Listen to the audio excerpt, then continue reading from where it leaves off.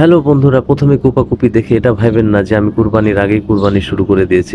আসলে ছোট ভাইয়ের একটা ছেলে বাচ্চা জন্ম নিয়েছে, যার কারণে তার নামের আকিকা করার জন্য আসলে দুইটা খাসি জবাই করা হয়েছিল।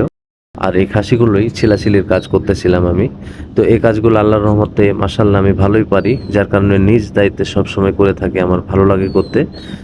যার কারণেই আমি সবসময় করি এই কাজগুলা। আর আমার পাশেই যাকে দেখতে পাচ্ছেন সে আরেকটা খাসি ছিলাছিলির কাজ করতেছে, তিনি আমার ছোট খালু আর কি।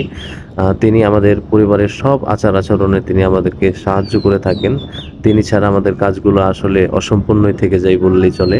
তিনি প্রত্যেকটা কাজে আমাদের কাছে এগিয়ে আসেন আর কি। আর এই যে আমাদের কাজগুলো দেখতে পাচ্ছেন যে প্রায় শেষের পথে আমাদের ছিলাছিলির কাজ, যার কারণে কোপাকুপি করা শুরু করে দিয়েছি। আর পাশেই যে দেখতে পাচ্ছেন আব্বা মাংস কাটাকাটি করতেছে, ছোট ভাইও মাংস কাটাকাটি করতেছে।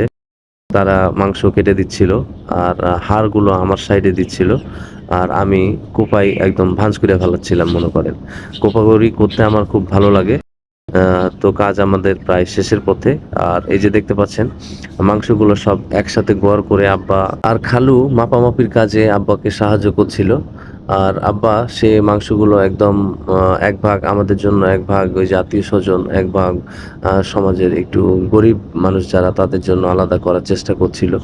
আর খালু মেপে মেপে দিচ্ছিল আর কি।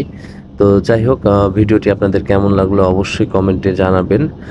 আপনাদের কমেন্টগুলো আমি পড়ি, খুব ভালো লাগে পড়তে।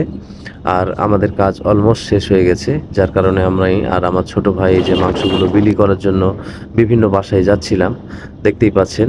আর আমি পিছন থেকে ভিডিও করছিলাম, এই যে ডুয়েল ক্যামেরা অন করে ভিডিও নিচ্ছি।